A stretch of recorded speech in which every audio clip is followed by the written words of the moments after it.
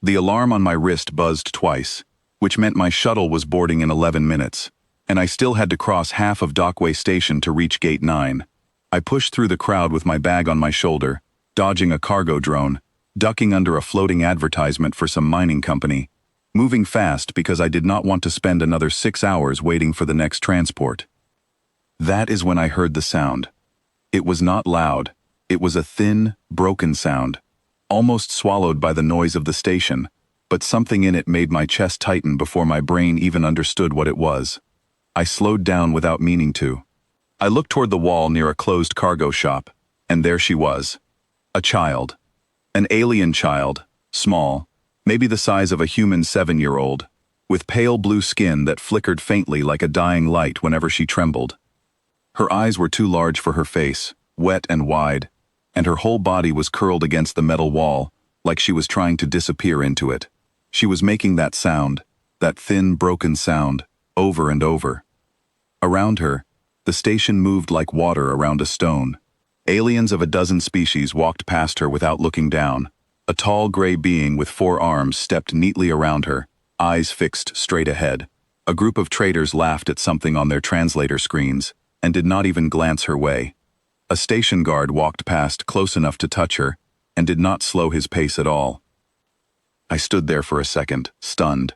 Not because no one was helping her, because everyone was so clearly choosing not to. My shuttle alarm buzzed again. 10 minutes. I do not remember deciding to walk toward her. My feet just moved. I crouched down a few steps away, slow, the way you would approach a frightened animal, though I hated comparing her to that, even in my own head. She flinched and pressed harder into the wall, her light flickering faster, and for a moment, I thought she might scream. "Hey," I said quietly, keeping my voice low and even. "Hey, it is okay. I am not going to hurt you." My translator implant caught my words and pushed out a string of clicks and soft tones that I hoped matched her language close enough. She stared at me. The flickering slowed, just slightly. I did not touch her. I just stayed low, at her level, and kept talking, the way you would talk to any scared kid anywhere. I told her my name was Daniel. I told her the station was loud and confusing, and that I got lost in it myself once, during my first week working the docks. None of it probably meant much to her, but the sound of a calm voice seemed to matter more than the words. Behind me, I felt the crowd change. I heard footsteps slow. I felt eyes on my back, more than a few of them, and not the friendly kind. "You should step away from that one." The voice came from my left. I turned my head and saw an older alien, one of the tall gray ones, standing a few feet back with his hands folded in front of him. His skin had deep lines across it, the kind that on his species meant age, maybe wisdom, maybe just years of following rules I did not understand yet. "She is scared," I said. "I am just talking to her." "You do not know her kind," he said. His voice was calm, almost gentle, which somehow made it worse. "You do not know her bloodline, her station rank, her family's standing. To approach a lost child of unknown lineage is a serious breach here. If her family is of high standing and finds a stranger's hands on their child, there will be consequences. If her family is of low standing, helping her marks you as low as well. Either way, it is safer for everyone, including her, if she is left for station security to find through proper channels." "She's alone and scared," I said again, because it was the only thing that felt like it mattered. "I don't care about her bloodline." The old alien studied me for a long moment, the way you would study something you had read about but never actually seen up close. "You are human," he said. It was not a question. "Yes. I have heard about your kind, that you do not wait for permission to feel something." There was no clear judgment in his tone, but no approval either. Just observation, like he was cataloging a strange animal in the wild. I turned back to the child. Her flickering had slowed even more, and now she was watching me with something that looked less like fear and more like confusion, like she could not understand why I was still there. "I'm not going anywhere," I told her, even though I knew my shuttle alarm had just buzzed a third time behind my back, and I was almost certainly going to miss it now. I pulled off my jacket, the thin thermal one I wore for the cold cargo bays, and held it out toward her, not forcing it, just offering it. After a moment, her small hand reached out and pulled the edge of it toward herself, wrapping it around her thin shoulders. The blue light across her skin steadied, just a little. A crowd had gathered now, a loose half-circle a few paces back, keeping their distance the way you would from something unpredictable. I heard low voices in different translated tones, some curious, some sharp with disapproval, one or two almost admiring, though I could not tell which was which without seeing their faces clearly. Then the station intercom crackled to life above us, and a mechanical voice announced a station-wide alert. A child, description matching the one in front of me, was missing from the residential ring. Parents searching, security dispatched. "That's you," I said gently to her. "Someone is looking for you. Someone who loves you." She did not understand my words, but she understood my tone, and for the first time since I had found her, something like hope crossed her face. It took another 4 minutes for her parents to arrive, pushing through the crowd that had gathered, calling out in a language full of soft clicks and rising tones. The moment the child saw them, she scrambled up from the wall and ran, jacket and all, straight into her mother's arms. The mother's skin lit up bright blue, almost blinding, and I understood without needing translation that it meant relief, pure and overwhelming. The father turned to me.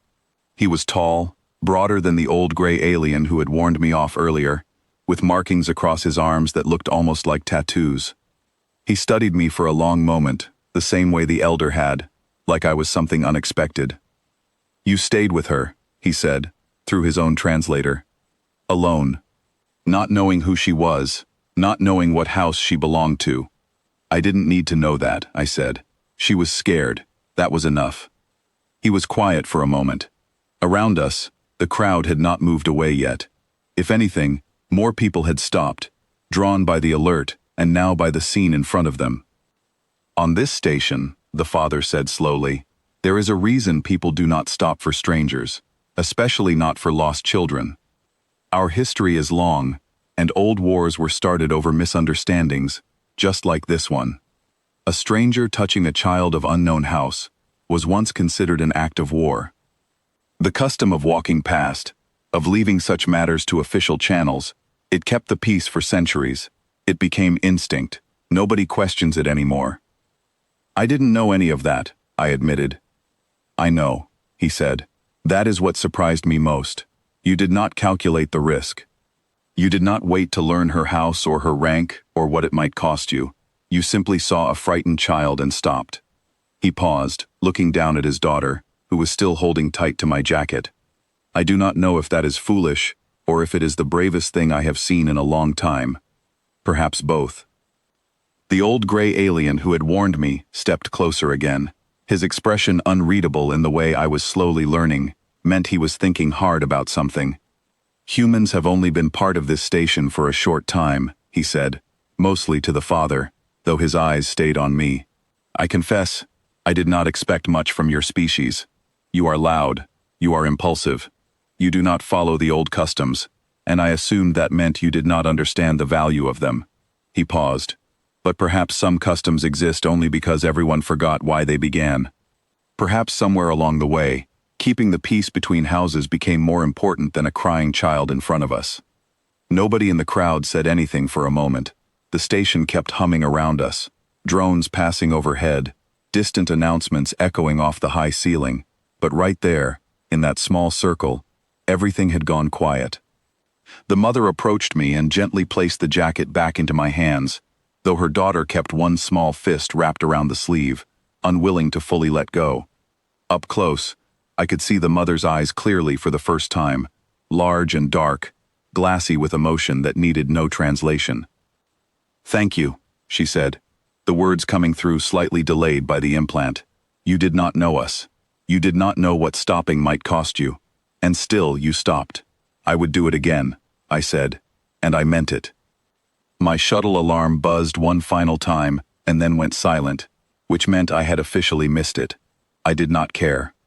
I stood there a while longer, until the family finally turned to leave, the little girl looking back over her mother's shoulder at me, giving a small wave with fingers too long and thin to be human, but a wave all the same. I waved back. The crowd slowly began to break apart and move on with their day, the way crowds always do, but something in the air felt different, like a held breath had finally been let out. 3 days later, waiting for a delayed transport in another section of the station, I watched a young gray alien stop beside an old human woman who had fallen near a supply cart, spilled parcels scattered around her.